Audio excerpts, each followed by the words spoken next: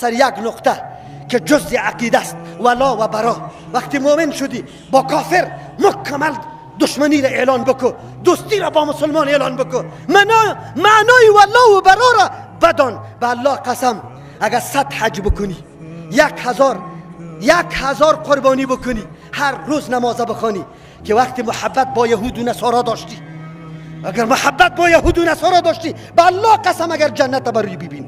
اینا بدانی جزء ایمانیت است. امروز کجاست؟ این ملت کجا سرگردان است؟ سردمدارای ممالک اسلامی دنبال روی کفار است، با اتحاد کفار یک جا میشه. به مای بزرگ سر افراد مظلوم و بیچاره، اطفال و زنا ریختانده میشه.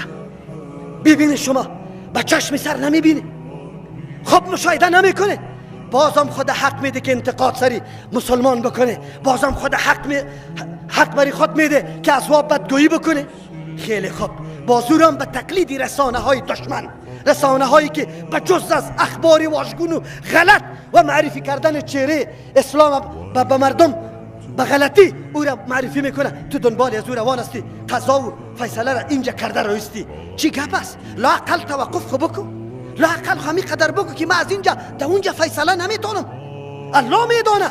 یک دعا خو کرده میتونیم که یا الله هر کسی که قدمه به خاطر قیام عدالت و قیام ثمره و شجره توحید در سر زمین تو در پای خدا بلند میکنه، الله نصرتش بکن، الله کامیاب کشه.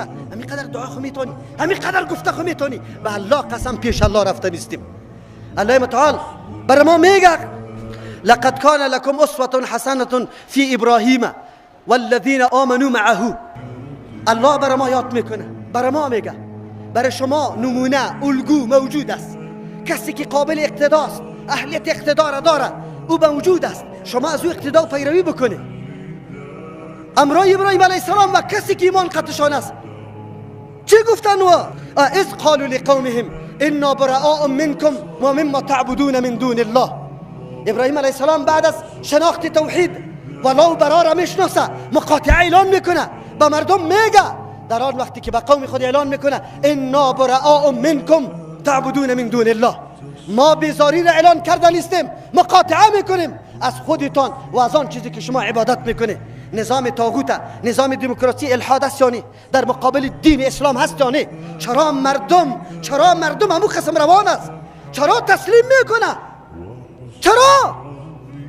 این روزهای سرنوشت ساز است، روزی است که ما درس بگیریم از نمونه واقعی که الله ما را انتخاب کرده، او را برای اقتدا برای ما که مقتدای ما باشه. این جاعلک للناس امام ماست. ابراهیم علیه السلام مقاطعه را اعلان کرده.